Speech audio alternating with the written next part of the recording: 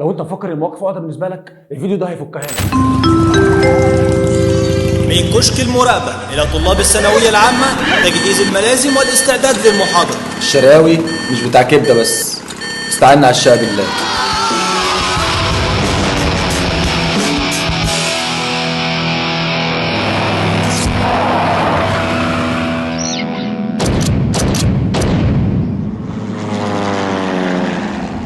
السلام عليكم ورحمه الله وبركاته، اخواتي وحبايبي طلاب تانية ثانوي، اهلا وسهلا بكم. معاكم اخوكم مين خالد الشراوي، مدرس لغه المانيه للثانويه العامه. زي ما انت متابعنا وعارف ان احنا في الفيديو اللي فات فرمنا كل الجراماتيك، حلينا على كل القواعد وظبطنا كل الشرح بتاعها، وكمان بتعرف تحل اي سؤال عليها. النهارده جه دور المواقف، وايوه المواقف اللي هي مسببه لك عقده وانت بتخاف منها. بس النهارده بقول لك ما تقلقش ولا تخاف.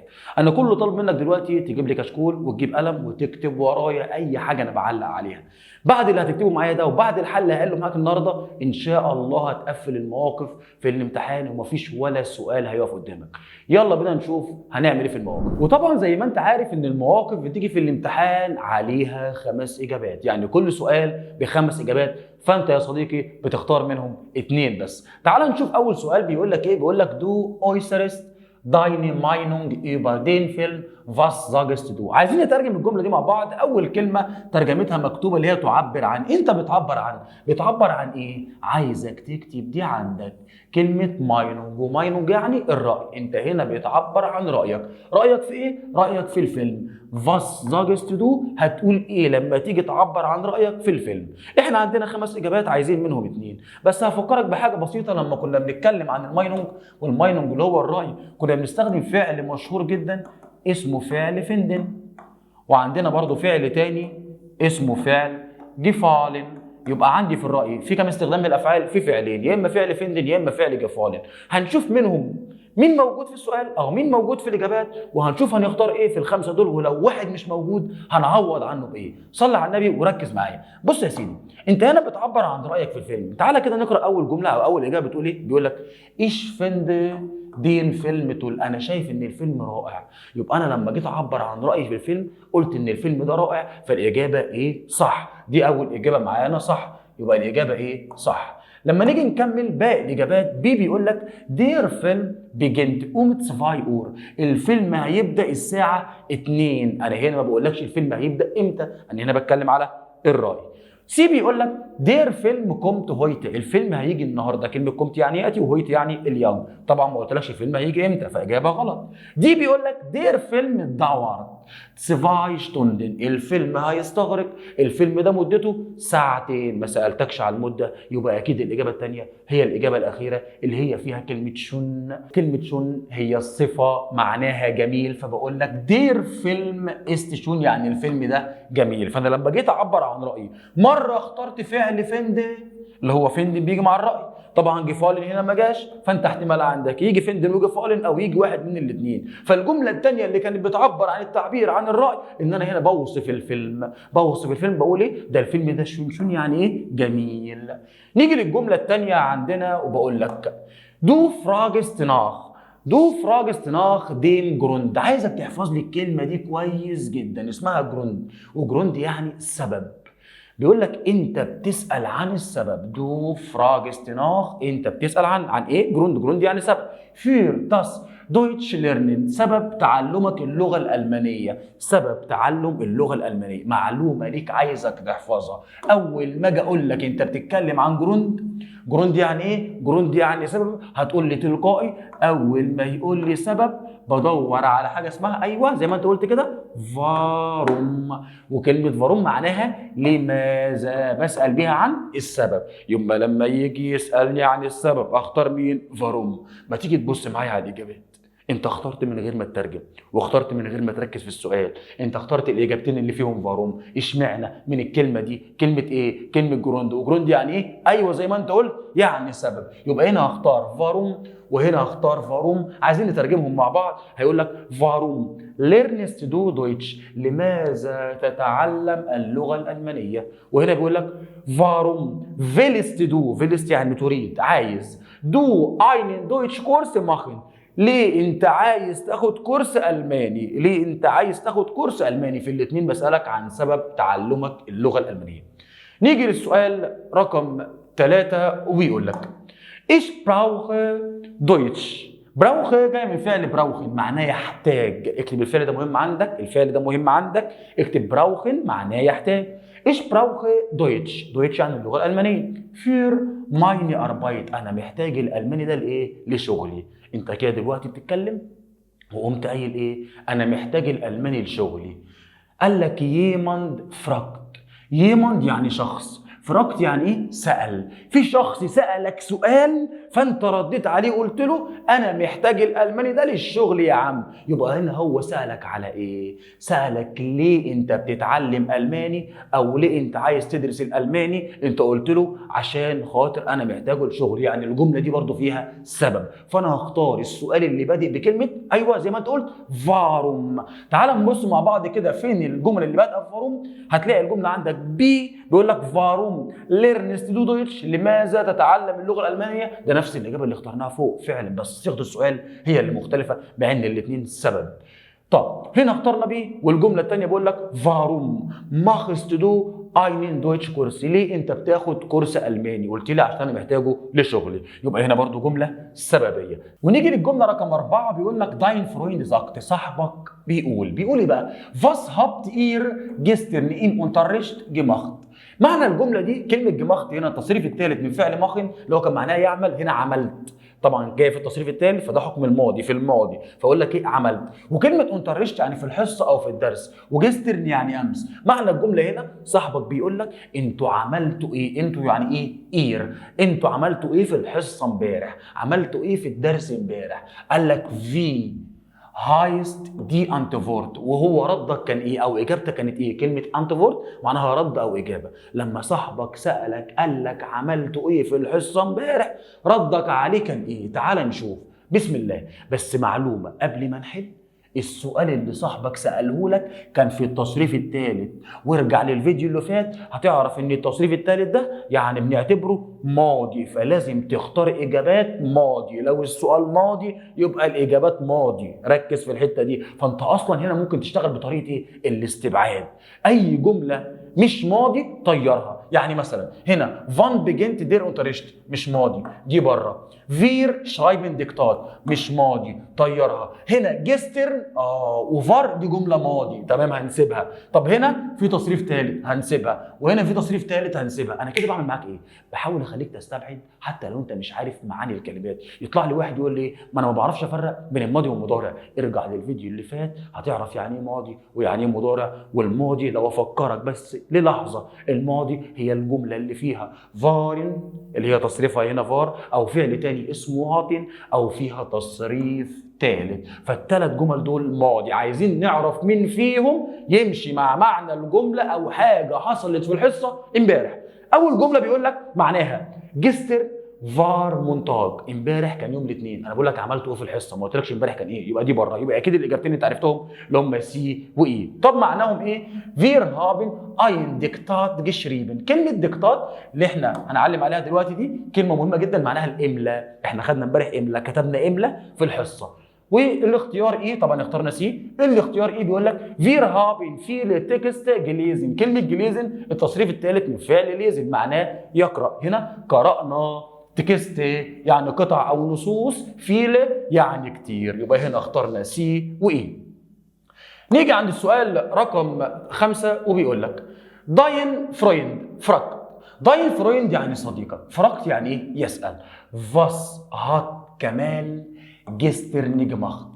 خلي بالك جملة في التصريف الثالث يعني في الماضي، يبقى الإجابات لازم تكون ماضي. طب معنى الجملة إيه؟ جماخت جاية من فعل ماخن، لسه كاتبينها فوق. جماخت جاية من فعل ماخن اللي هو معناه يعمل، هنا ماضي عمل. هو مين اللي عمل؟ قال لك ماذا فعل أو ماذا اللي عمله، يعني بالبلدي اللي عمله كمال جستر يعني امبارح. كمال عمل امبارح دو زاجست. دو يعني انت، وزاجست يعني هتقول. انت هتقول ان هو عمل حاجه، وطبعا هو دي عشان نعوض عن كمال هتلاقي كلهم هنا اير كلهم اولهم اير، عايد على مين؟ عايد على كمال. الفكره في الجمله دي ان هنا الجمله كانت ماضي، فانت لازم هنا تستبعد الاجابات اللي مش ماضي. تعال نشوف فين الجمل اللي مش ماضي ونطيرها. اير مشت يعني لسه عايز، يرغب، دي جمله مش ماضي طيرها. طب هنا ايرفيل برضو عايز، يريد، برضو هتطيرها، يبقى عندك ايه وبي بره. طب تعالى معايا، اير است ان كايرو جيبولين معناها هو اتولد في القاهره. انا ما قلتلكش عن مكان اتولد فين، انا بقول لك عمل ايه امبارح، يبقى اكيد الاجابه عرفتها دي وايه. تعال نترجم دي، بيقول لك اير هات فيل جي اربايتد. كلمه جي اربايتد ده التصريف الثالث من فعل ايوه اربايتد، بيقول لك هو كان عنده شغل كتير، او اشتغل كتير. يبقى كلمه جي اربايتد هنا معناها يعمل، بس هنا جايه في الماضي عمل، اشتغل. تمام. الاجابه الثانيه هتكون ايه؟ بيقول لك اير هات einen اكشن فيلم gesehen. هو اتفرج على فيلم اكشن. كلمه gesehen وهي التصريف الثالث من فعل gesehen معناه يرى او يشاهد. يبقى عندنا هنا الاجابه هتكون دي وهتكون ايه. السؤال رقم 6 بيقول لك تيمو زكت. تيمو بيقول ايش جي انس كينو. جاي من فعل جيهن معناه يذهب، انا هذهب الى السينما. مين اللي قال كده؟ تيمو. كومست دو اوخ. كلمة اوخ يعني ايه؟ اوخ معناها ايضا، مهمة واكتبها عندك. كومست دو اوخ هتيجي ايضا، انا رايح السينما، يعني هتيجي معايا بالبلدي. دو انت فورتست، انت جاوبت، انت رديت عليه، هترد عليه تقول له ايه؟ خلي بالك لما تيمو سألك بسؤال اوله فعل، فالاجابه يا اما يا اما لا، يا اما يا اما ناين. وطبعا هتلاحظ ان كل الاجابات يعني هنا بص ناين، هنا هنا ناين، فخلي بالك من الاجابات. طب صلى على النبي، احنا عايزين هنا اجابه تمشي مع معنى السؤال ده. انا رايح السينما، هتيجي؟ طب اول اجابه يقول لك لا، ايش زيه نشت جيرني فيلم. لا انا ما بحبش اتفرج على التلفزيون، انا هنا رايح سينما، التلفزيون ده في البيت. كلمه زيه فيرن ده فعل منفصل اهو، اسمه فيرن زيهن، فعل منفصل ركز عليه، فعل منفصل. بقولها تالت اهو، فعل منفصل معناه يشاهد التلفاز. قال له لا انا ما بتفرجش على التلفزيون او ما بحبش اتفرج على التلفزيون. بي قال له يا جيرن، نعم بكل سرور. فان يعني ايه؟ متى؟ ايوه يا عم انا ماشي ممكن اجي، بس امتى؟ يبقى هنا الاجابه الاولى اللي هنختارها هي الاجابه بي. طب عندي سي بيقول لك ايه؟ يا ايش بلايبه جيرن لينجر سو هاوزه. انا بحب اقعد لينجر مده طويله فين؟ سو هاوزه يعني في المنزل. انا هنا ما قلتلكش انت بتحب تقعد فين، تمام؟ فهنا الاجابه دي بره. دي بيقول لك ناين ايش هابي فيل تصيد. لا انا عندي وقت كتير. واحد يقول لي طب ما دي صح، اقول له لا. حساب العقل كده، هتيجي معايا؟ هقول له لا انا عندي وقت كتير. المفروض اقول له ايه؟ انا عندي وقت كتير. فالاجابه هنا برضو ما تنفعش. يبقى الاجابه ايه هي الصح؟ قال له ايه؟ لايدر. للاسف لايدر دي بتعبر كانك قايل ناين. لا للاسف. هابي ايش فيله هاوس او في قابل. للاسف انا عندي واجبات كتير، فمعنى كده ان انا مش هعرف اجي. يبقى الاجابه بي وايه. نيجي للسؤال رقم 7 بيقول لك داين فرويند فراكت. صديقك بيسال Was hast du im Urlaub؟ علم على كلمة أورلاوب يعني أجازة، وإم معناها فيه، إم دي معناها فيه، وأورلاوب يعني أجازة، وجمخت يعني عملت. ماذا فعلت في الأجازة؟ عملت إيه في الأجازة؟ دو زاجست. خلي بالك من المعلومة اللي لسه قالها لك من شوية، لما يجي لك جملة في التصريف التالي فالجملة دي ماضي، وطالما الجملة ماضي أو السؤال ماضي الإجابات لازم تكون ماضي صح. يبقى انت هنا ممكن اول حاجه تستبعد اي جمله مضارع، يعني بالبلدي اي جمله ما فيهاش ماضي. طب هعرف منين؟ هنا في فارن، في هاتن، في تصريف ثالث، لا طير. طب هنا ايش بين، استنى في الاخر تصريف ثالث، عرفت منين؟ اهو فعل جاي في التصريف الثالث واوله جي، يبقى هسيبه عشان دي ممكن تكون احتمال اجابه.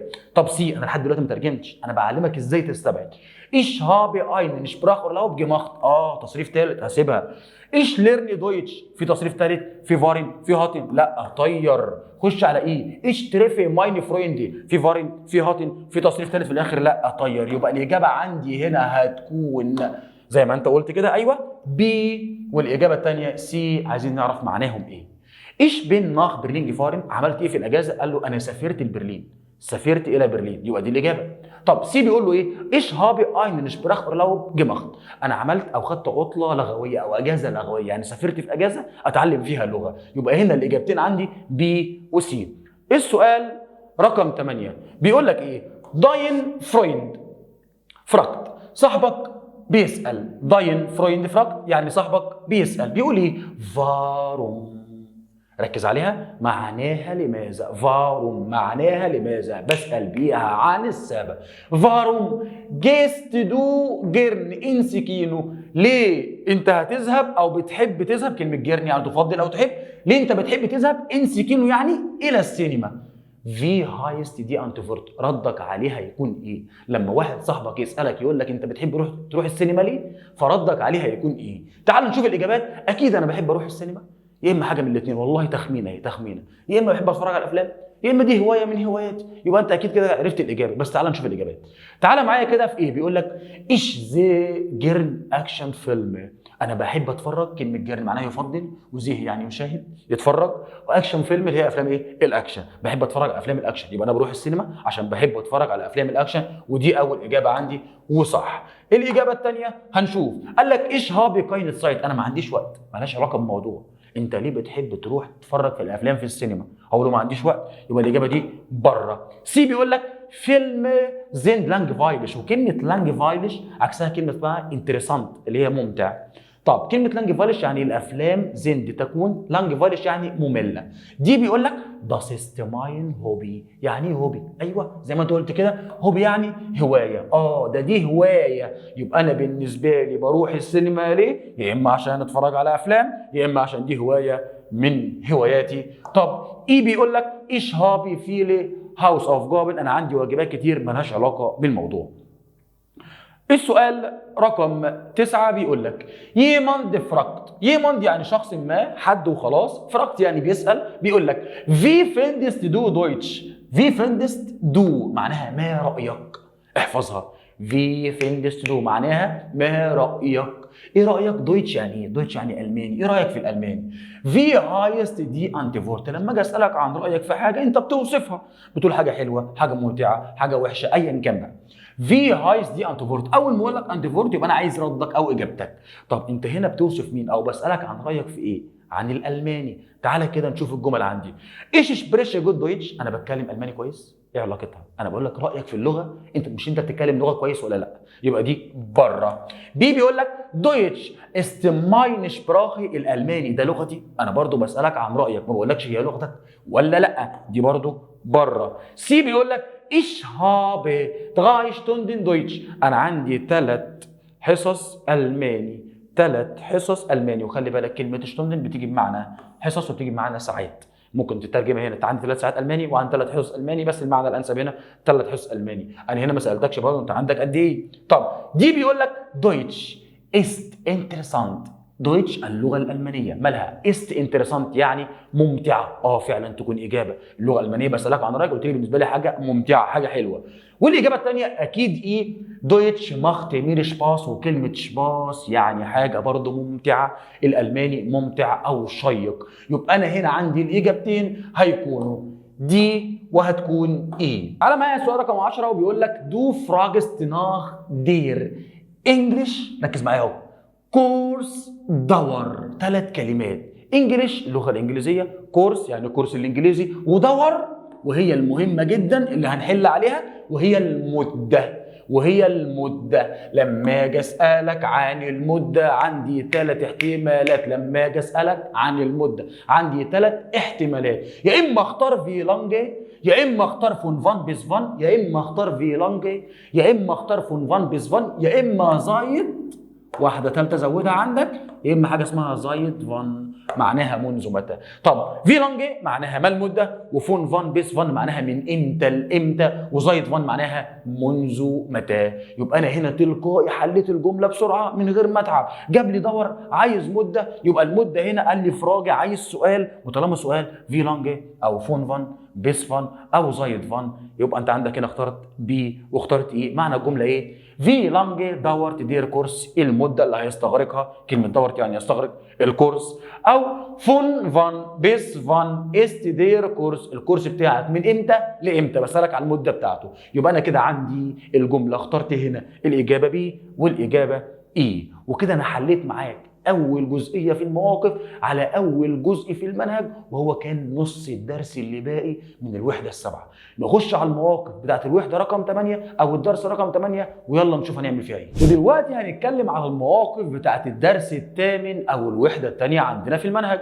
وانت فاكر طبعا الوحده دي كانت بتتكلم عن ايه؟ وربنا انت ما فاكر حاجه هقول لك انت الوحده كانت بتتكلم عن ايه. الوحده دي كانت بتتكلم على بروفه، يعني الوظائف. يبقى احنا شغلنا كله اغلبيته هيكون على الوظائف. تعالى مع بعض كده نشوف اول جمله ونشوف هنعمل فيها ايه. اول جمله بيقول لك يمند. يمند ترجمناها كذا مره معناها شخص ما. فراكت ديش بيسالك انت. ناخ بيسالك عن. داينين بروف. داينين بروف يعني وظيفتك. لما حد يسالك عن وظيفتك فاس زاجست دو، هتقول له ايه؟ بالعقل قبل ما نكمل. لما حد يجي يسألك سواء كان شخص أو صديق رد عليه بإجابة، عشان في حد بيسألك طبيعي هترد عليه. فلما يكون الاختيارات فيها سؤال بتستبعده، لما الاختيارات يكون فيها سؤال بتستبعده. بمعنى هيطلع لي واحد دلوقتي يقول لي ايه؟ بروف يعني وظيفة، يبقى الإجابة بي صح. أقول له أنت حمار، اشمعنى؟ بيقول لك واحد بيسألك عن وظيفتك، هتقول له فاس زين زي فون بروف، ما هي وظيفتك؟ لا، يبقى إجابة غلط. يبقى أنا عندي الإجابات أول حاجة استبعدت بيه. تعال نشوف بقى الإجابات بقى. إيش بين ليرر؟ يعني إيه ليرر؟ ليرر يعني مدرس. انا مدرس. مدرس دي وظيفه، يبقى اختارها. يبقى اول اجابه عندي هيكون الاختيار ايه. تعال نشوف كده بي احنا استبعدناها خلاص. تعال نشوف سي. بيقول لك باي فوبيس، ده اسم شخص شغال عندي كذا، شغال عندي كذا. فلما اقول لك انا شغال عندي كذا دي مش وظيفتي، انا هنا ما قلتلكش وظيفتي، استبعدها.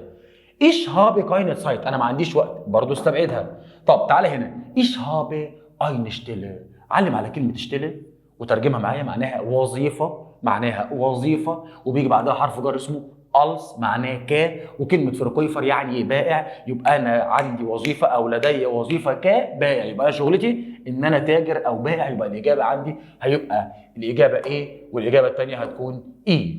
نخش مع بعض على السؤال رقم 2. دو فراجست ناخ ديم جيبورتس داتوم. هنا دو فراجست أنت اللي بتسأل، وطالما أنت اللي بتسأل يبقى تختار سؤال. إنما لما حد بيسألك بتختار أيوه زي ما أنت قلت كده إجابة. دو فراجست ناخ انت بتسال عن ايه؟ جيبورتس داتوم. كلمه جيبورتس داتوم معناها تاريخ الميلاد، اكتبها عندك. جيبورتس داتوم معناها تاريخ الميلاد. في هايست دي فراج، حتى هو بياكد لك بيقول لك ايه السؤال اللي احنا بنسال بيه عن تاريخ الميلاد. عود نفسك لما اجي اسالك على تاريخ ميلاد بسال بحاجه اسمها ايوه فان. فان يعني ايه؟ متى. فان يعني ايه؟ متى. لما اجي اسالك عن التاريخ، لما اجي اسالك عن التاريخ بسال بايه؟ بفان. فان معناها ايه؟ متى. في كام سؤال هنا في فان؟ تعال بس نشوف. في عندي ايه فيها فان، وفي عندي بي فيها فان. تعالى كده نشوف معناهم ايه، عشان لو اتنين معناهم صح هنختارهم ومش هنكمل. انا بسالك عن تاريخ ميلادك فبقول لك ايه؟ فان بيست دو جيبورن. متى جيبورن يعني ولدت. متى ولدت؟ اتولدت امتى؟ يبقى انا كده بسالك عن تاريخ ميلادك، انت اتولدت امتى؟ يبقى عندي الاجابه ايه صح. تعال نشوف بيه. فان هاست دو جيبورتستاج، متى يوم ميلادك؟ عيد ميلادك امتى؟ يوم ميلادك امتى؟ برضه بسالك عن تاريخ ميلادك، برضه بسالك عن تاريخ ميلادك. يبقى انا في الحالتين بسالك عن التاريخ، ولما اسالك عن التاريخ بختار فان زي ما قلنا. يبقى الاجابه هتكون ايه؟ وهتكون بي. نخش على السؤال اللي بعده اللي هو رقم 3. يمند فراكت ناخ دير دور، لسه مكلمين عنها من شويه. كلمه دور يعني المده، بس خلي بالك هنا في شخص بيسال عن المده، فانت هترد عليه على عكس الجمله اللي حليناها من شويه. انت اللي كنت بتسال عن المده فاخترنا يا اما في لانجي يا اما فون فان بيس فان يا اما زايد فان، صح كده؟ يبقى احنا هنا عايزين نختار مده انت تقولها. طب مده انا اقولها، تعال نركز كده في المده بس ونشوف الاختيارات بتقول ايه. اول حاجه بيقول لك حد بيسالك عن المده، اول اجابه يقول لك 3 ايام. ال3 ايام دول مده؟ اختارها، دي اول اجابه معاك، اركنها على جنب دلوقتي عشان دي سهله جدا. تعال بقى نطلع من الاربعه التانيين دول اجابه. هويت يعني النهارده، المده النهارده مفيش حاجه اسمها كده.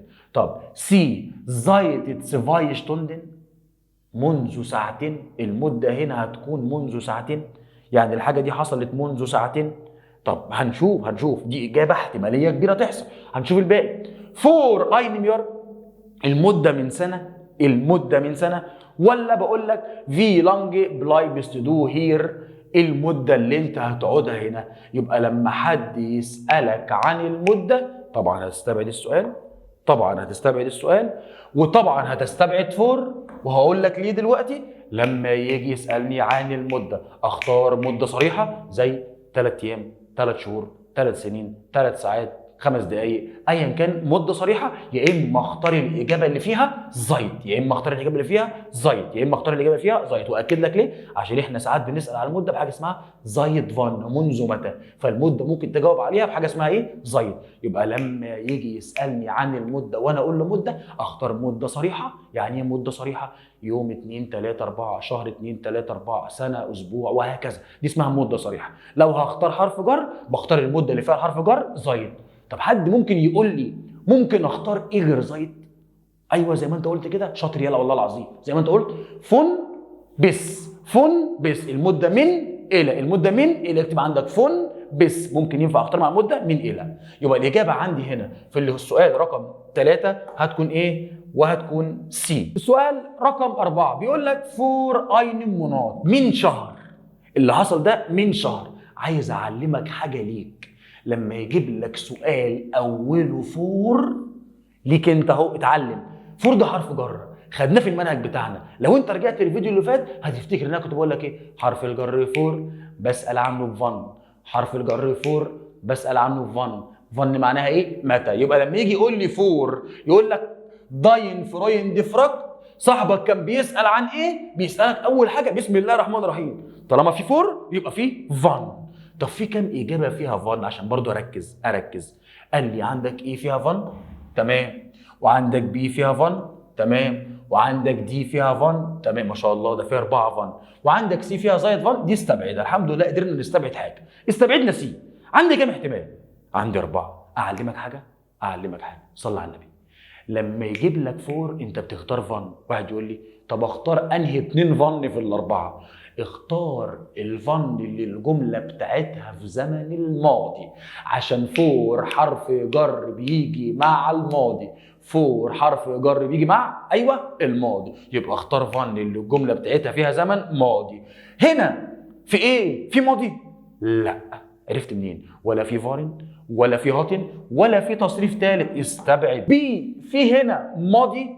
لا مفيش. اثبت لك في فارن؟ لا. في هاتن؟ لا. في تصريف ثالث؟ يبقى استبعد بي. يبقى انا استبعدت ايه وبي، يبقى اكيد الاجابه عندي زي ما انت قلت كده هتكون دي وهتكون ايه، بس انا هترجمهم لك عشان تعرف الدنيا ماشيه ازاي. فان بيست دو ناخ برلين جيكومن.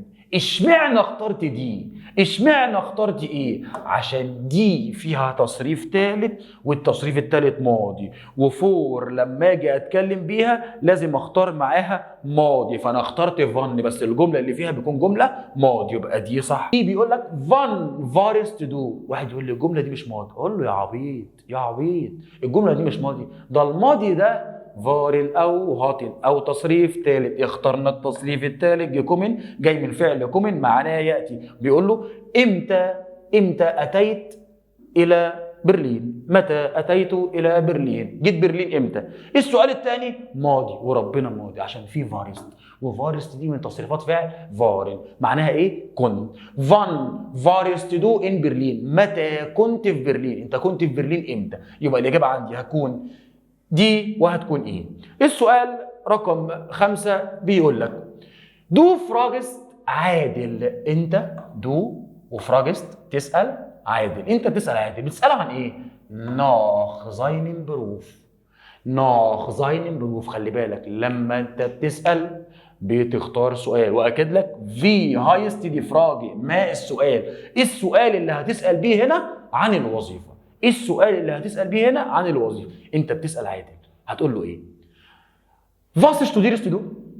يعني ايه studieren؟ studieren يعني يدرس. انا هنا بساله عن الدراسه وانا المفروض اساله عن الوظيفه، لا، يبقى الاجابه ايه؟ بره. طب الثانيه بيقول لك was ist dein Job؟ ما هي وظيفتك؟ تصدق صح، انا كده بساله عن وظيفتك. جوب يعني وظيفه، اركنها دلوقتي بس نشوف باقي الاجابات. فو يعني ايه؟ اين؟ انا هنا ما بسالوش عن المكان، انا هنا بساله عن الوظيفه، الحاجه اللي هو شغالها، يبقى استبعد دي. وكلمه اربايتن تمام او اربايتست المفروض عشان دو جايه من فعل اربايتن اللي هو معناه يعمل. بقول له اين تعمل، وانا هنا بساله عن الوظيفه، بقول له ما هي وظيفتك. طب السؤال اللي بعده Was sind Sie vom Beruf؟ Was sind Sie vom Beruf؟ ما هي وظيفتك؟ يبقى السؤالين اللي هختارهم الاثنين معناهم ما هي وظيفتك بي، والاجابه الثانيه دي. واحد يقول انا عايز ترجم مين؟ تعالى ترجم.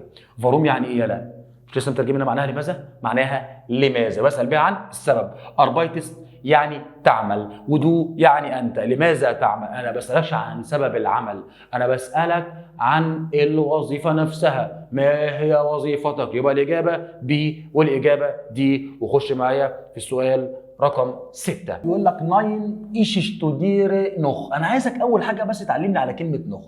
كلمه نوخ دي اكتبها عندك معناها ما زال. قال لك لا انا ما زلت ادرس، انا لسه بدرس. معلومه ليك لازم تعرفها، اول ما الاقي السؤال اللي جايبه لي او الاجابه اللي جايبها لي بيقول لي ناين او يا اللي هم او لا، انا كده استنتجت حاجه تبع الجرامر شويه. ايه هي؟ لما يقول لي او لا استبعد اي سؤال اوله اداه استفهام. اشمعنى؟ عشان او لا دي بجيبها لما السؤال يكون اوله فعل. حتى انت فاكر ان احنا قلنا السؤال نوعين، يا اما سؤال اوله اداه استفهام يا اما سؤال اوله فعل اللي هو كان اسمه سؤال بهل.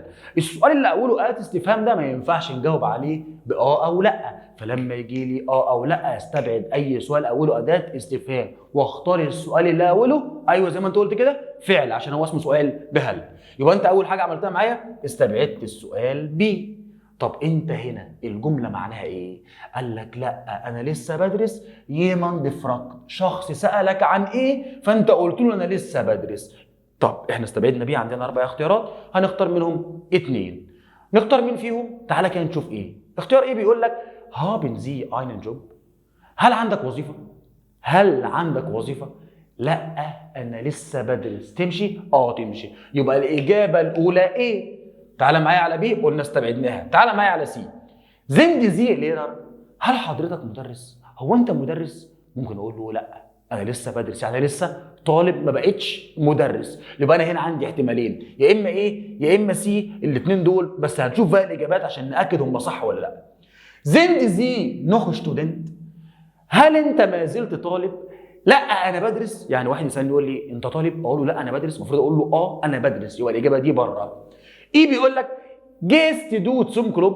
هل هتذهب الى النادي؟ هقول له لا انا بدرس، ملهاش علاقه. يبقى انا هنا عندي اجابتين عرفتهم، وهي الاجابه ايه؟ haben Sie einen Job؟ هل عندك وظيفه؟ لا انا لسه بدرس.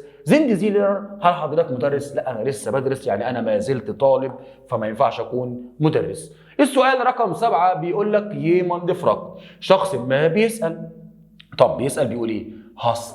السؤال ده اوله ايه؟ اوله فعل، ولما السؤال يكون اوله فعل الاجابه هتكون يا او ناين. بسم الله ما شاء الله الخمسه يا او ناين، يعني كده هنترجم كله. قال لك هاست دو اين جوب. حد سال سؤال قال لك هاست دو اين جوب، يعني جوب وظيفه. هل انت عندك وظيفه؟ في هايست دي انتفورت، ردك عليها هيكون ايه؟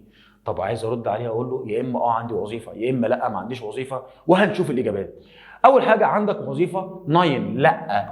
ايش هابي اين جوب؟ عندك وظيفه؟ لا انا عندي وظيفه. طب ازاي؟ المفروض اقول له انا عندي وظيفه. استبعد ايه؟ بي بيقول لك ايه؟ ايش هابي يا ايش هابي شون اينن جيفوندن. كلمه جيفوندن جايه من فعل اسمه فندن وده تصريف ثالث معناها وجد، واينن دي عايده على كلمه جوب. اهو باكد لك اهو اينن دي عايده مين؟ عايده على كلمه جوب. فالجمله هنا معناها ايه؟ يا انا وجدت. جيفوندن يعني وجد، لقيت. انا وجدت احدى الوظائف. اينن لقيت واحده. يبقى انت عندك وظيفه؟ انا لقيت وظيفه. يبقى انا ما كانش عندي بس لقيت، يبقى الاجابه بي صح. الاجابه بي صح، واللي هياكد لك باقي المعاني. يبقى الاجابه بي عندي اول حاجه اخترناها صح.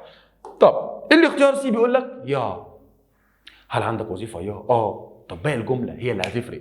ايش موشت فيرتشافت شتوديرن، انا عايز ادرس. شتوديرن يعني ادرس، وكلمه فيرتشافت يعني الاقتصاد، انا عايز ادرس اقتصاد. انا هنا بسالك على وظيفه، ما بسالكش على الدراسه، فخلي بالك الاجابه سي برضو غلط. خش على دي بيقول لك يا ايش بتصالي 300 اورو، انا هدفع 300 يورو. ما سالتكش هتدفع قد ايه، استبعدها. يبقى الاجابه الثانيه اكيد ايه 9. هل انت عندك وظيفه؟ لا. ايش بن، واحفظ الكلمه دي كويس. اربايتسلوس يعني عاطل بدون عمل. يبقى هنا الاجابه هتكون بي وهتكون ايه. السؤال رقم 8 بيقول لك ايش اشتودير. تمام، يعني انا بدرس جيرمانيستيك. كلمه جيرمانيستيك يعني علوم اللغه. انا بدرس علوم اللغه زي القواعد كده الجرامر، انا بدرس علوم اللغه. يمن دي فرقت، شخص سالك عن ايه فانت قلت له انا بدرس علوم اللغه. سالك عن حاجه، اول حاجه تلقائي هتيجي في دماغك انت بتدرس ايه؟ ماذا تدرس؟ وكلمه ماذا بالالماني معناها فاس، معناها فاس. طب كلمه ماذا دي فين؟ هنا هتلاقيها فاس. فين كلمه فاس؟ اهي فاس شتوديرن زي، ماذا تدرس؟ قلت له ايش شتودير جيرمانيستيك، انا بدرس علوم اللغه. يبقى الاجابه الاولى عندي هتكون بي. طب تعال نشوف بقى الاجابات. ايه بيقول لك؟ فاروم شتوديرن زي، لماذا تدرس؟ لماذا تدرس؟ انا بدرس علوم اللغه. لا ده مش سبب. طب سي فو شتوديرن زي، اين تدرس؟ انا بدرس علم اللغه. لا مش جاي. طب دي زايد فان شتوديرست دو، منذ متى وانت تدرس؟ انت بتدرس من امتى؟ بسالك عن المده، بسالك عن المده، انت قلت لي هنا مده، لا استبعدها. يبقى اكيد الاجابه هتكون ايه، بس لازم تعرف معناها. فاروم. واحد يقول لي طب ما هنا في فاروم واستبعدناها. افهم معنى الجمله وانت اللي هتحكم. فاروم جيست دو تسرقني، لماذا تذهب الى الجامعه؟ يبقى انا بذهب للجامعه، السبب هنا ايش يشتودير جيرمانيستك، عشان انا بدرس علم اللغه. يبقى انا بروح الجامعه عشان ادرس علم اللغه. يبقى الاجابه الثانيه هتكون اي. يبقى السؤال ده رقم 8 اجابته بي واي. نيجي للسؤال رقم 9 بيقول لك ام زمر في فصل الصيف. فار، خلي بالك جمله ماضي، فار يعني كنت. فار ايش امير، في الصيف اللي فات او في الصيف انا كنت في البحار في الشاطئ، كنت بصيف يعني بالبلد. يمن دفركت، يمن دفركت شخص ما سأل. حد كان سألك سؤال وانت رديت عليه وقلت له انا كنت في البحر، انا كنت في البحر، انا كنت على الشاطئ. يبقى هو سألك ايه؟ مبدئيا لو في عندي اي جملة مضارع هستبعدها. لو في عندي اي جملة مضارع هستبعدها. ايش معنى؟ الجملة اللي فيها ماضي اختار معاها ماضي. طب ما تيجي نطلع الاول كده الجملة المضارع. تعال على بي، ركز معايا على بي. في هنا فارن؟ لا. في هاتن؟ لا. في تصريف ثالث؟ لا، استبعد بي. سي فاس است زمر؟ في فارن؟ لا. في هاتن؟ لا. في تصريف ثالث؟ لا، استبعد سي.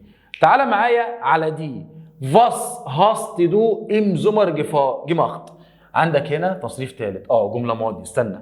فو اربايتست دو، اين تعمل؟ في فارن؟ من غير معنى. انا بتكلم دلوقتي طالب حمار على الله، بكلم طالب ابيض.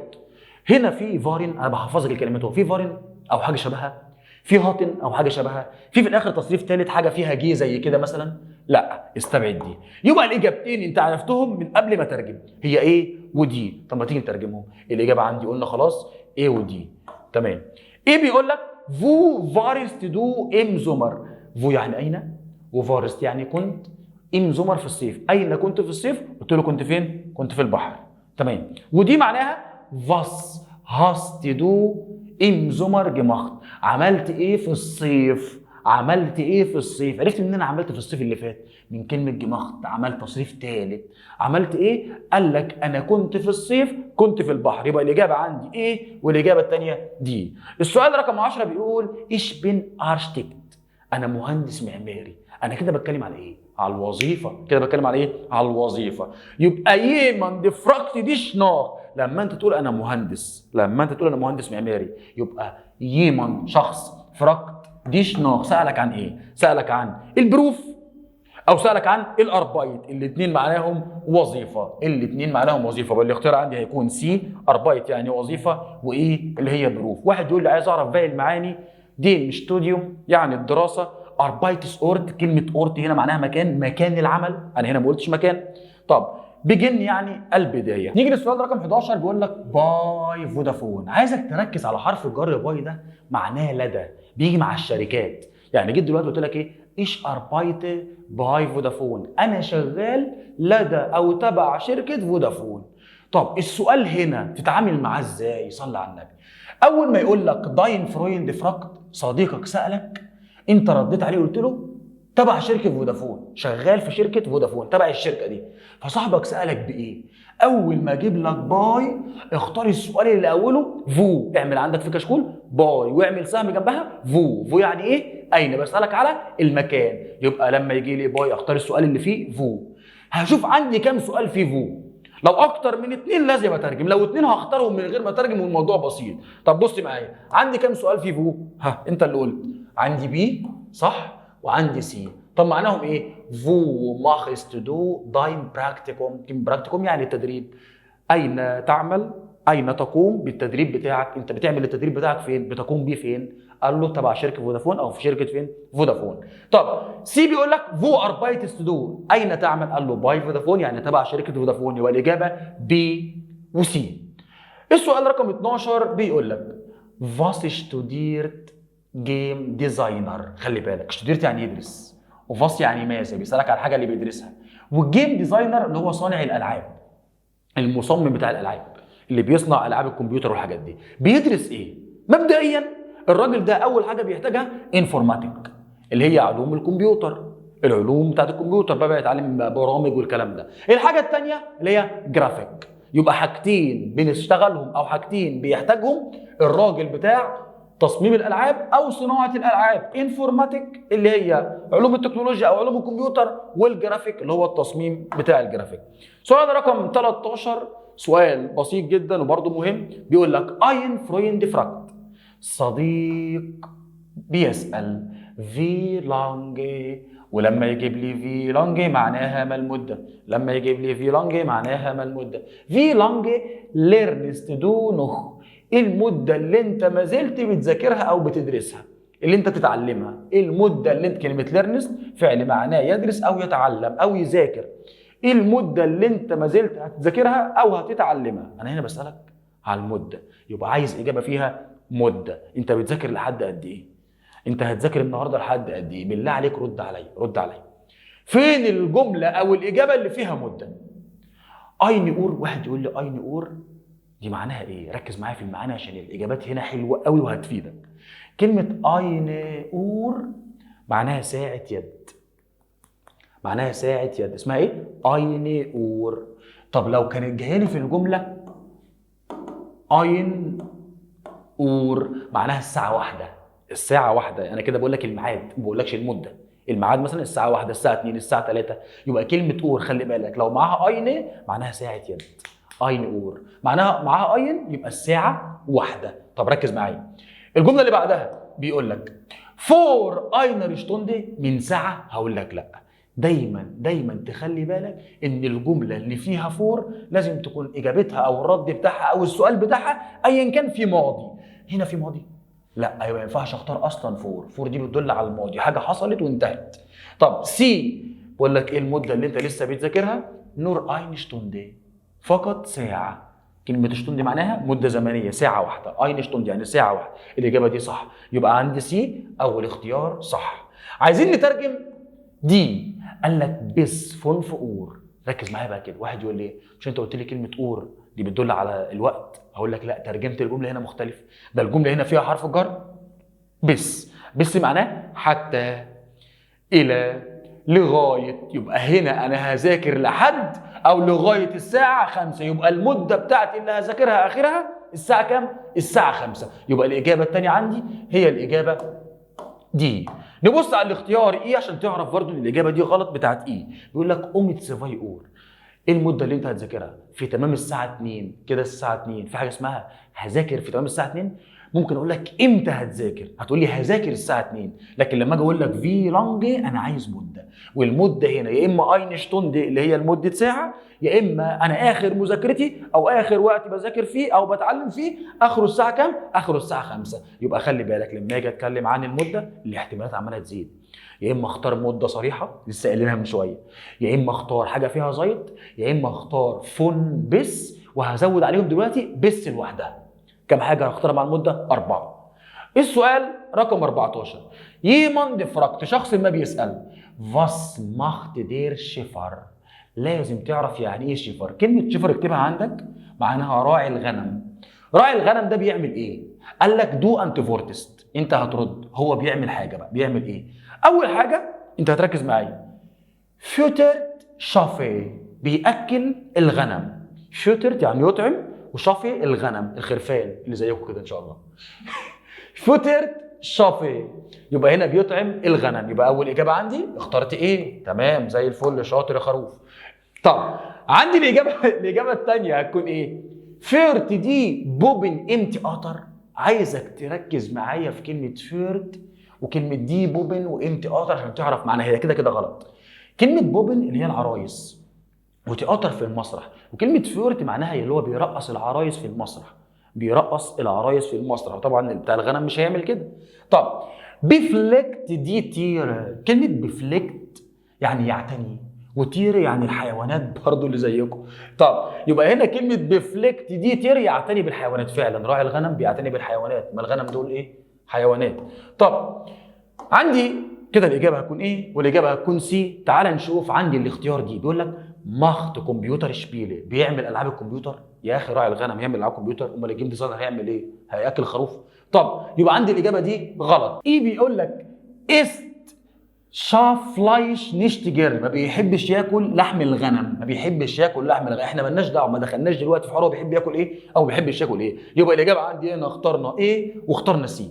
نيجي للسؤال رقم 15. بيقول لك عادل فرقت. عادل بيسال، بيقول لك فو. اول ما تلمح فو، فو معناها اين، بسال بيها عن مكان. بس خلي بالك فو فار اين كانت، داس فوتو ضا. كلمه داس فوتو الصوره، وضا اللي هنا. الصوره اللي هنا دي كانت فين؟ الصوره دي هنا كانت فين؟ خلي بالك. طب اول ما اقول لك فو يبقى انت عايز مكان. تعال نستبعد الاول. ام زمر في الصيف ده مكان؟ لا. طب اندنبرجن، اندنبرجن معناها في الجبال، ده مكان؟ في الجبال، تنفع. يبقى دي احتمال تنفع. انس كينو، احفظ كلمه انس معناها الى السينما. الصوره كانت الى السينما؟ مفيش الكلام ده، يبقى دي غلط. طب دي بيقول لك است ان كلوب، هي تكون في النادي، هي تكون في النادي. خلي بالك كلمه اس دي عايده على داس فوتو الصوره. بس هقول لك ملحوظه، بس خلي بالك انا دلوقتي عندي احتمال بي في الجبال، في النادي، ان دوتشلاند في المانيا. واحد يقول لي ده انا كده عندي 3 احتمالات، هقول له لا انت غلطان. لو ركزت معايا في الاختيار دي هتلاحظ حاجه مهمه جدا، وهي است. واست دي مضارع، والسؤال اللي سأله لك كان فار. فار يعني ايه؟ ماضي. يبقى هنا مش هينفع تختار الجمله دي. طب ينفع اختار بيه وايه؟ واحد يقول لي طب انا هعرف ان هم ماضي ولا مضارع؟ هو جاب لك اي دليل؟ ما جابلكش اي دليل. يبقى هم هنا قصده بيهم ماضي. يبقى هنا الاختيار دي مستحيل. اشمعنى؟ السؤال كان ماضي واس مضارع، وطالما السؤال فيه ماضي لازم الاجابات تكون ماضي زيها. وطالما الجمل دي استبعدنا منهم، استبعدنا 1 2 3، يبقى الاجابه كانت في الجبال وكانت في المانيا، يبقى الاجابه بي واي. السؤال رقم 16 بيقول لك رامي فرقت. رامي بيسال بيقول لك ايه بقى؟ في فيل بيكومست دو مناطلش. في فيل بيكومست دو مناطلش. انا كده بسالك عن المرتب بتاعك. المرتب بتاعك مناطلش يعني شهريا، وفي فيل بيكومست بتحصل قد ايه شهريا، بتحصل على قد ايه شهريا، بتاخد فلوس قد ايه شهريا. فعل بيكومست جاي من فعل بيكومن معناه يحصل على، وكلمه مناطلش معناها شهريا. انا كده بسالك على الفلوس. تعال نستبعد. انا باخد كل شهر 30 يوم، طبعا ما فيش الكلام ده، غلط. باخد 3000 يورو، تمام كده فلوس. سي بيقول لك باي اينر فيرما يعني تبع احدى الشركات؟ لا. نور 2000 يورو، فقط 2000 يورو. مره قلنا 3000 ومره قلنا 2000. خلي بالك دول فلوس. ايش بين لير. انا مدرس يا ابني، صلي على النبي. لو انت فهمت معنى في فيل بيكومست دو مناطلش، انت بتاخد قد ايه شهريا، بتحصل على قد ايه، يبقى انت عارف ان هنا بنتكلم على فلوس، يبقى عرفت مباشره اصلا من غير ما تقرا كل الهبل ده ان الاجابه بي والاجابه دي. خش على السؤال رقم 17 بيقول لك عادل فرقت. عادل بيسال في لانج المده، خلي بالك بيسالك عن المده. لبست دوشن ان كايرو، استنى بسالك عن المده. لبست يعني تعيشها، المده اللي انت بتعيشها. دوشن ان كايرو، انت عايشها فين؟ في القاهره. انا عايز هنا ايه؟ مده، خلي بالك عايز مده. عرفت منين؟ من في لانج. طب ما تيجي نستبعد، تعال نستبعد، احنا خلاص حبينا الاستبعاد. بص يا عم، اول حاجه السؤال ده فيه ماضي؟ لا. السؤال بادئ بايه؟ بفي لانج. قلت لك لو السؤال بادئ بفي لانج استبعد اي حاجه فيها فور، وكده كده اصلا السؤال ما فيهوش ماضي، استبعد اي حاجه فيها فور. خش على بي. ايه المده اللي انت عايشها في مصر في شهر اكتوبر؟ انا بقول مده، لا غلط. ام هوتل في فندق، ده مكان، غلط. انت عرفت الاجابات، الاجابه دي والاجابه ايه. قلت لك لما يسالك على المده تختار مده مباشره او حاجه فيها زيت او حاجه فيها بس او فن بس. يبقى هنا مده مباشره نور اين منوت، فقط شهر واحد، يبقى الاجابه دي صح. والاجابه الثانيه زايت سفاي فوخن، يعني منذ اسبوعين، وقلت لك طالما فيها زايت ينفع مع المده، يبقى الاجابه دي. يبقى عندي دي وايه. سؤال رقم 18 بيقول لك دينا فرقت. دينا بتسال فاس بيست دو فون بروف. بروف يعني ايه؟ وظيفه. وفاس بسالك عن الوظيفه نفسها. ساعات يجي لك السؤال بالشكل ده، يقول لك بدل فاس يقول لك فو، تمام؟ يقول لك فو اربايتست دو، اين تعمل؟ اين تعمل؟ فو اربايتست دو، اين تعمل؟ واحد يقول لي ايه اربايتست يعني يعمل، بيسالني كده انا بشتغل ايه؟ هقول له لا، انا هنا بسالك عن المكان، على عكس لما اجي اسالك بفاس. طب الجمله دي واضحه وثابته، شكلها ثابت، معناها ماذا تعمل، ما هي وظيفتك. طب عايز جملتين فيهم وظيفه. واحد يقول لي ايه؟ ليرر، مدرس. اقول له لا انت حمار يا. هو هنا بادئ بايه؟ بادئ باير. اير يعني ايه؟ هو. وهو بيسالك انت، المفروض تقول له انا، المفروض تقول له انا، يبقى هو دي غلط. طب تعالى على اللي بعدها. زي بيقول لك انت، هتقول له انا، زي دي غلط. طب فير بيقول لك انت، هتقول له احنا. انت كده استبعدت 3 اجابات، يبقى الاجابتين اللي عندك موجودين. ما هي وظيفتك؟ الاجابه دي قال لك ايه؟ ايش اشتودير نخ، انا ما زلت ادرس، يعني انا مش شغال، يبقى الاجابه دي. طب الاجابه الثانيه فيركويفر، بائع، تاجر، يبقى الاجابه هنا هتبقى دي وهتبقى ايه. نيجي للجمله رقم 19 يقول لك ايني اوس بيلدونج، وكلمه اوس بيلدونج معناها تدريب، وخلي بالك منها مهمه جدا. يمن فرقت، حد سالك عن حاجه فانت قلت له تدريب. سالك قال لك ايه؟ فاس اربايتست دو، ماذا تعمل؟ ماذا تعمل؟ هقول له تدريب لا. او خلي بالك كلمه اربايتست اصلا ما ينفعش تيجي مع كلمه اوس بيلدونج، اللي بتيجي مع اوس بيلدونج فعل تاني اسمه ماخن. تعال نخش على بعدها. فاس زند زي فون بروف، ما هي وظيفتك؟ وظيفتك هقول لك تدريب او تاهيل؟ لا، المفروض تقول لي وظيفه.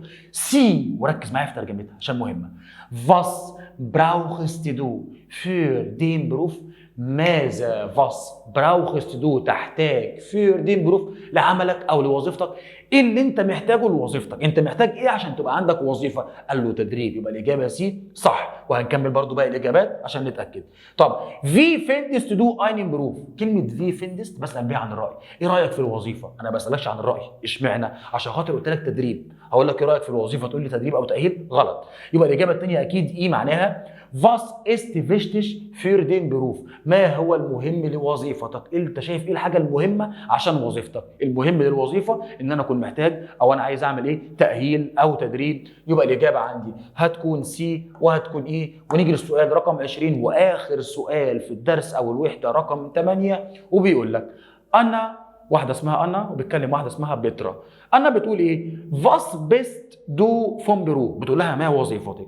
قامت بيترا ردت عليها هتلاقي ايه؟ ايش اشتوديري نخ، انا ما زلت نخي معناها ما زلت، انا ما زلت ادرس. und ich habe einen Job als Verkäuferin، انا لسه بدرس بس انا شغاله ايه؟ Verkäuferin، بياعه. انا بدرس وشغاله في نفس الوقت.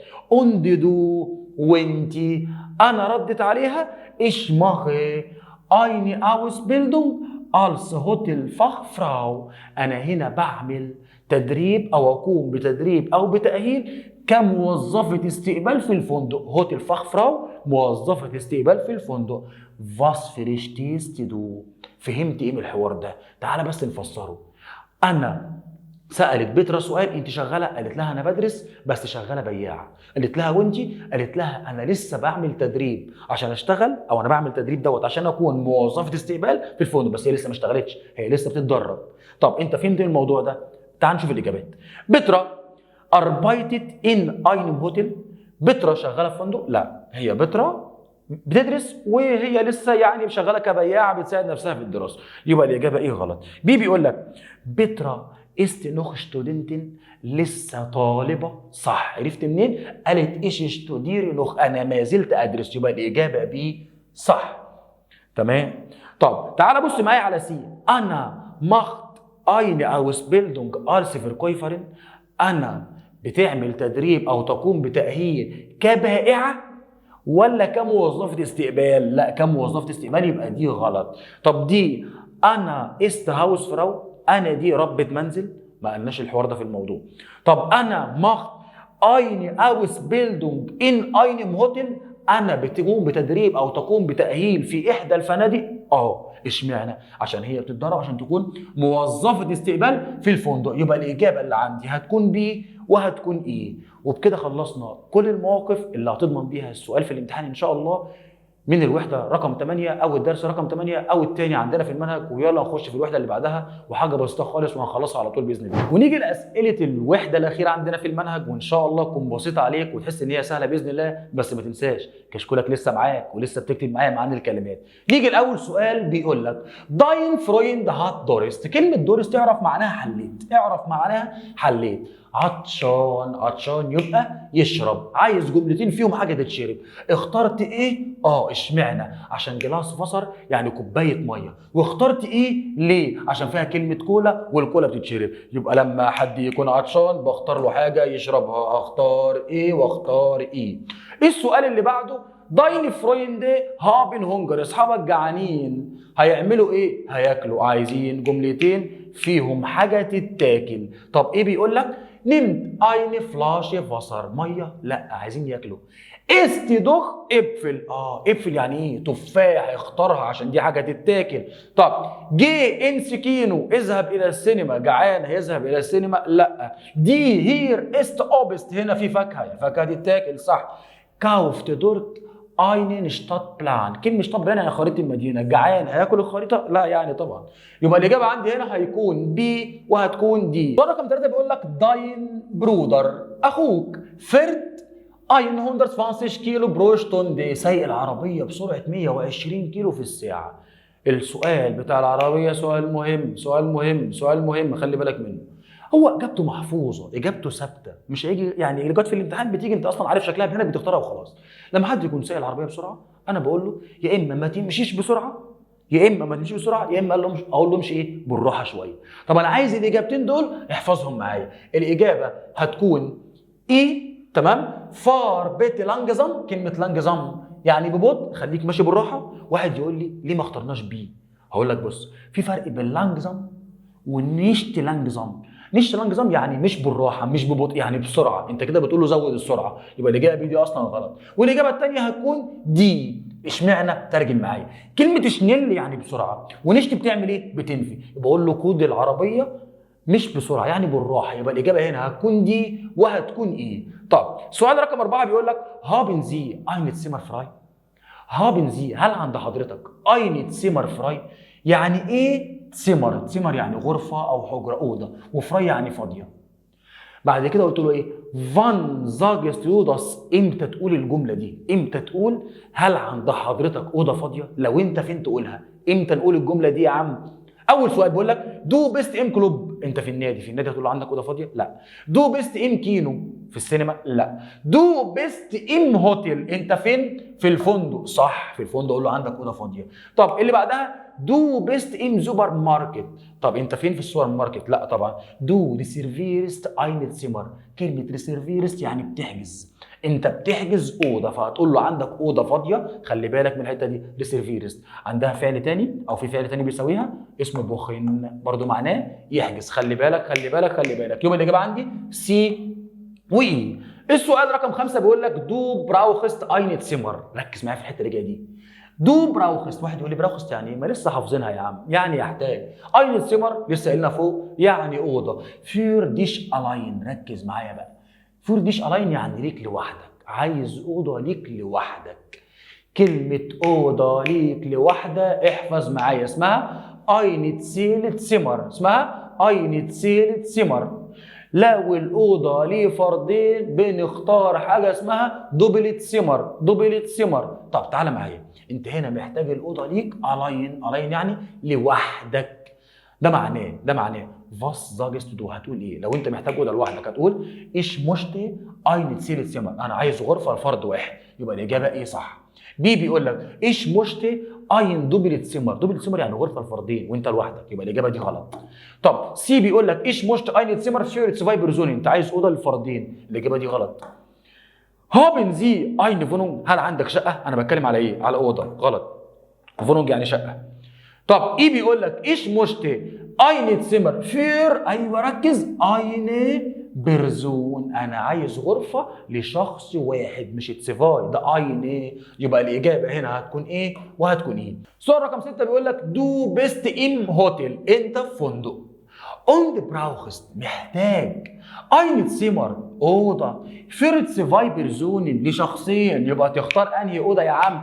اين سيل؟ لا ده دي الفرد واحد، يبقى محتاج دوبلت سيمر، يبقى يستبعد دي. ايش مشت اين دوبلت سيمر صح. طب الاجابه الثانيه تعال نشوف. ايش براوخي كاينت سيمر، انا مش محتاج اوضه، انت بتقول انا محتاج اوضه لفردين. طب دي بيقول لك ايش مشتي اينت سيمر ميت فول بنزيون. كلمه فول بنزيون هنتكلم عنها، معناها اقامه كامله. يعني ايه اقامه كامله؟ يعني فطار وغدا وعشاء. طب تمام، الاجابه ايه؟ بيقول لك ايش براوخي اينت سيمر فير مش، كلمه فير مش يعني ليا انا. اوند ماينن برودر، واخويا، اوضه الفردين يبقى انا محتاجها ليا انا ولاخويا، يبقى الاجابه الثانيه ايه. سؤال رقم 7 بيقول لك دو فيلست دين ليرر فراجن، انت عايز تسال المدرس بتاعك. فيلست يعني عايز او تريد، ولير يعني مدرس، وفراجن يعني تسال. فاس زاجست دو، هتقول ايه؟ مبدئيا كان عندنا قاعده في المنهج، فعل اسمه دورفين، فعل من الافعال الناقصه كنا بنستخدمه لما نيجي نطلب من حد يسمح لنا نعمل حاجه، اذن او سماح لفعل شيء. فمبدئيا اول حاجه هنختارها هيكون فيها دورفين او فيها تصريفات دورفين اللي هو موجود عندنا في السؤال، هي كلمه ظرف. بس انا عندي كام واحده فيها ظرف؟ 3، فعايزين نترجم الثلاثه ونشوف مين فيهم هينفع. طب ظرف ايش انت فورتن، تسمح لي اجاوب؟ لا انا عايز اسال.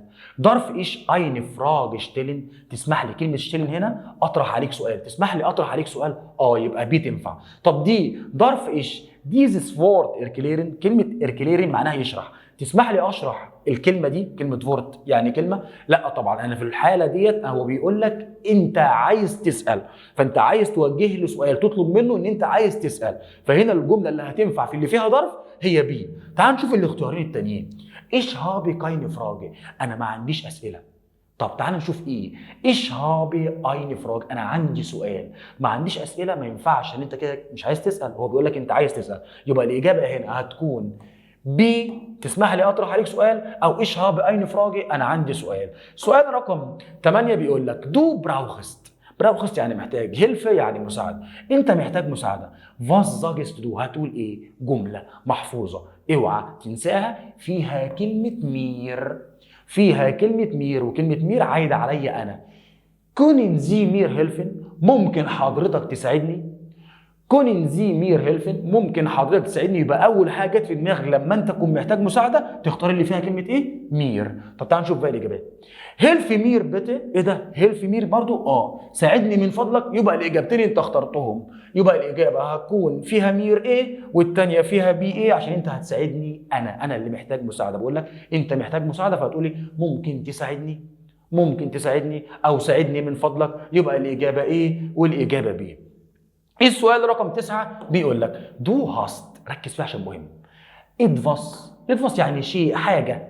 نشتي بتنفي، فريشتاندن، نشتي فريشتاندن يعني ما فهمتش، في حاجه انت ما فهمتهاش. لو انا بشرح لك حاجه دلوقتي وفي حاجه انت ما فهمتهاش هتقول لي ايه؟ انا عن نفسي هقول لك اولع، بس هم انا عن نفسي هقول لك ماشي يا عم هعيدها لك. طب انا عايزك تقول لي كلمه عيدها لي دي فين الكلمه، لما اكون مش فاهم واقول لك معلش عيدها او كررها. احفظ الكلمتين دول، واحده اسمها فيدرهولن وواحده اسمها إيركليرن، واحده اسمها فيدرهولن، وواحده اسمها إيركليرن. تعال نقرا الاجابات ونشوف. طب في حاجه انت ما فهمتهاش؟ was sagst du هتقول ايه؟ كونن زي das bitte wiederholen؟ ممكن من فضل حضرتك تراجع ده تاني، فيدرهولن تكرر تاني، تعيد تاني. يبقى الاجابه الاولى عندي هتكون ايه؟ فيدرهولن. خلي بالك فعل مهم معناه يعيد او يكرر. ايش فرشتيها اليس؟ انا فاهم كل حاجه. ما لو انت فاهم كل حاجه اكيد مش تقول انا مش فاهم. سي ايش بين شولر؟ انا تلميذ، ماليش علاقه يعني، ما انا عارف انك تلميذ. داس هاب ايش جود فريشتاندن؟ انا فاهم كل الحاجه دي كويس جدا. يبقى الاجابتين زي ما انا قلت لك من قبل ما اقرا، اللي فيها كلمه فيدر يعيد او يكرر، او فيها كلمه ايركليرن يعني يشرح. يبقى الاجابه عندي هنا هتكون ايه وهتكون ايه. نيجي للسؤال رقم 10 بيقول لك دو فايست اين فورت نشت. كلمه فايست يعني تعرف، بس في نشت بتعمل ايه؟ بتنفي، يبقى انت ما تعرفش. وكلمه فورت يعني ايه؟ يعني كلمه، في كلمه انت مش عارفها. فاس زاجست دو، لو في حاجه انت مش عارفها بتطلب تقول معناها ايه. في كلمه انا مش عارفها هقول لك تقول لي ايه معناها ايه معناها ايه معناها ايه. الجمله هنا اللي بتقول معناها ايه سؤالين تحفظهم. لما يكون في كلمة أنت مش عارفها وعايز تعرف معناها بتختار was bedeutet dieses Wort؟ ما معنى هذه الكلمة؟ أو تختار wie heißt das auf Deutsch؟ ما اسم ذلك بالألماني، أو الحاجة دي اسمها إيه بالألماني. لو في كلمة أنت مش عارفها عندك جملتين أو سؤالين، يا إما أقول لك was bedeutet dieses Wort؟ ما معنى هذه الكلمة، أو أقول لك wie heißt das auf Deutsch؟ ما اسم ذلك أو ما اسم هذا باللغة الألمانية. يبقى الإجابتين عندي هتكون الإجابة إيه والإجابة الثانية هتكون إيه. سؤال رقم 11 بيقول لك der Lehrer sagt etwas. المدرس sagt يعني قال، etwas يعني شيء، قال حاجة. aber لكن ركز، du hast es nicht verstanden وأنت ما فهمتهاش. nicht verstanden، المدرس قال حاجة وأنت ما فهمتهاش.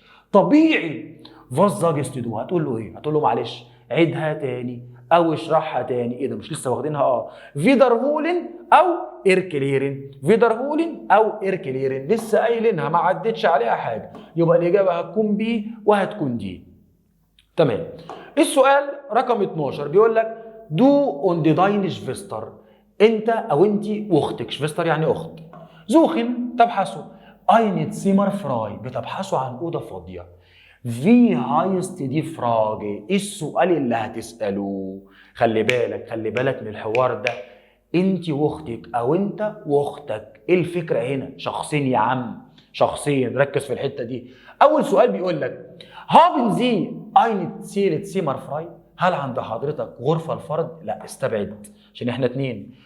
فو است داس هوتيل؟ اين الفندق؟ اركنها دلوقتي وهنشوف. انت بتدور على الاوضه فاضيه، ممكن تسال على الفندق. ماشي نشوف بقى الاجابات. هابن زي اين فونونج فراي؟ انت بتدور هنا على ايه؟ فونونج يعني ايه؟ شقه؟ لا يا عم، انت بتدور على سيمر يعني اوضه، استبعد. هابن زي اين دوبلت سيمر فراي؟ هل عند حضرتك غرفه الفردين؟ غرفه دبل. يبقى الاجابه دي مباشره. تمام. ايه الاجابه ايه؟ بيقول لك ايش براوخي اين سيمر ميتت سيفاي بيتن؟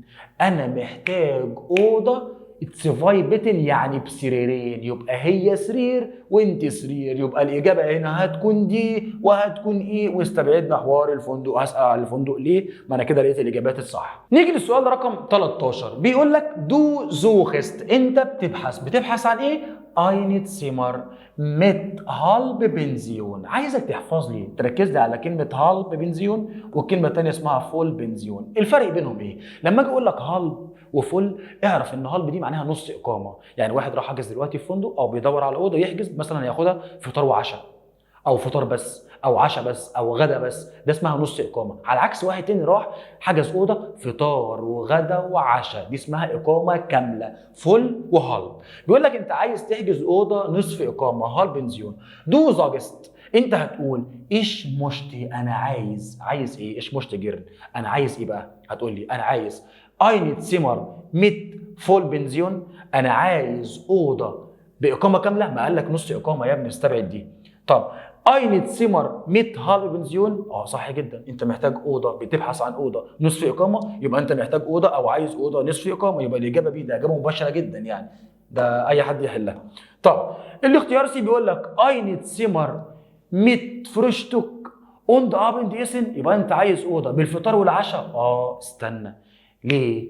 نص إقامة يعني وجبة أو وجبتين، لكن لو وصلنا ل3 وجبات احنا كده وصلنا لإقامة كاملة. يبقى الإجابة الثانية هتكون سي. باقي الإجابات بيقول لك أين فيلم ذهن عايز تتفرج على فيلم، أو إدفاس إسن عايز تاكل حاجة. لا، يبقى هنا احنا اخترنا اللي فيها وجبتين أو ممكن يكون فيها وجبة، والجملة اللي فيها هالب بنزيون اللي هي نصف إقامة. نيجي للسؤال رقم 14 بيقول لك أين فرويند فراكت Warum muss ich hier mein Handy ausmachen؟ تعال ركز معايا كده. صاحبك بيسأل warum يعني لماذا، muss يعني يجب، muss ich يجب عليا، mein Handy يعني الموبايل بتاعي، ausmachen يعني اقفله. هو ليه هنا يجب عليا ان انا اقفل الموبايل؟ wie heißt die Antwort؟ ايه الاجابه اللي هترد عليه بيها؟ طب قال لك ايه بقى؟ اول واحده بيقول لك هير دارف مان نشت باركن. باركن يعني يركن عربيه. هنا مش مسموح لاي حد ان هو يركن العربيه. انا بتكلم على التليفون مش على ركنه العربيات، دي غلط. هير دارف مان نشت تليفونيرن. هنا غير مسموح بالاتصال، يعني غير مسموح باستخدام التليفون، فيجب عليك انك ausmachen يعني تقفله. يبقى الاجابه هنختارها عندنا هنا هتكون الاجابه بي. تعال نشوف بقى الاختيارات. سي بيقول لك هير دارف مان تليفونيرن. هنا مسموح بالاتصال، خلي بالك من حوار نشت ومن غير نشت، خلي بالك. دي بيقول لك تليفونيرن است فيربوتن. الاتصال فيربوتن يعني ممنوع، ممنوع، وطالما ممنوع يبقى يجب عليك انك تقفل الموبايل. يبقى الاجابتين اللي عندي هتكون بي وهتكون دي. طب نشوف ايه بيقول لك ايه. هير دارف مان هوند نشت متنيمن. هنا ما ينفعش الشخص، هوند يعني الكلاب، تمام، متنيمن ياخدهم معاه. هنا ما ينفعش حد ياخد الكلاب معاه، ما ينفعش اصطحاب الكلاب يعني. السؤال رقم 15 بيقول لك اس بيجنت اخت اور. هتبدا اس عايده على حاجه، هتبدا بجنت اخت اور يعني الساعه 8. دو بيست ام Auskunftsbüro und fragst. Auskunftsbüro مكتب الاستعلامات، المكتب اللي بتاخد منه معلومات. بيقول لك هي هتبدا الساعه 8 وانت كده بتسال عن ايه؟ طب تعالى بتسال عن wann beginnt das Spiel؟ متى تبدا المسرحيه؟ ولا فان فينجت داس تياتر شتوك ان؟ متى تبدا المسرحيه؟ عايزك تحفظ الحته دي. كلمه بيجنت يعني يبدا، وفينجت ومعاها ان ده فعل منفصل برضه معناه يبدا، فعلين معناهم يبدا. طب نشوف سي بيقول لك فو است دي فيرونج. اين تكون الجوله او النزهه او الخروجه؟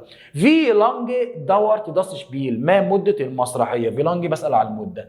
طب فان فينجت دي فيرونج ان؟ متى تبدا النزهه او الجوله؟ الاجابتين هنا كانوا واضحين جدا، واضحين جدا. انا هنا بتكلم على مسرحيه، واللي ياكد لك هقول لك على معلومه حلوه هتفيدك في ثالثه.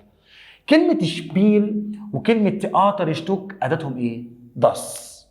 ولما جه بدا الجمله بداها بايه؟ بداها باس. دي معلومه، يبقى اصلا الاجابتين دول الصح. المعلومه الثانيه لما قال لك ساعه، لما يجي لك ساعه انت بتختار ايه؟ بتختار فان، بتختار فان. فعندنا الاثنين اللي فيهم فان ومع المسرحيه هي ايه؟ الاجابه هتكون ايه؟ والاجابه الثانيه هتكون بي.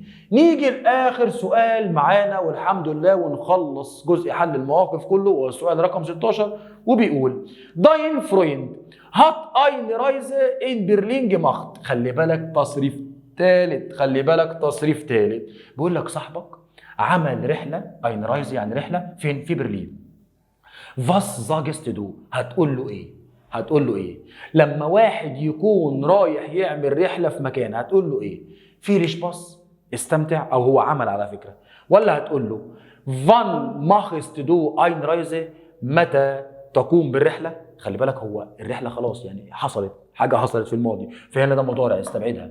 تمام. سي بيقول لك فاس ماخست دو ام زمر. ماذا تفعل في الصيف؟ هتعمل ايه في الصيف؟ لا طبعا الجمله دي مضارع استبعدها. اشمعنى؟ ولا فيها فارن ولا فيها هاتن ولا فيها تصريف ثالث. استبعدنا بي واستبعدنا سي ولسه راكنين ايه على جنب. دي بيقول لك في فار دي رايزه. كيف كانت الرحله؟ واحد صاحبك عمل رحله في برلين، فانت هتقول له كيف كانت الرحله. طب ايه بيقول لك فاس هاست دو ان برلين جماخت. ماذا فعلت في برلين؟ يبقى لما حد يعمل حاجة في الماضي بجاوب عليه في الماضي، بجاوب عليه في الماضي. فهقول له ايه؟ كيف كانت الرحلة؟ بسأله عن رأيه في الرحلة. نغير القلم عشان نعلن لك عليها. في فار دي رايزة. كيف كانت الرحلة؟ او فاس هاست دو ان برلين جماخت، انت عملت ايه في برلين؟ واللي ياكد لك ان انا بساله على الحوار ده من بعد ما رجع ان الجمل كلها ماضي، السؤال كان ماضي والاجابات ماضي، وبكده نبقى خلصنا فرم المواقف كلها على ما اظن. والله العظيم وكلام مؤكد انك بعد الكلمات اللي خدناها النهارده دي وبعد الحصه دي مدتها مش كتير، الفيديو هتلاقيه حاجه بسيطه باذن الله. تمام، هتلاقي نفسك بيفرتك المواقف دي. وخلي بالك حفظ الكلمات دي مش هيفرق معاك في المواقف بس، ده انت كمان بحفظ شويه الكلمات بتوع النهارده دول هتمسك القطعه هتاكلها باسنانك. انتظرني ان شاء الله في اقوى مراجعه ليله الامتحان، هنعلن عنها قريب باذن الله. سلام.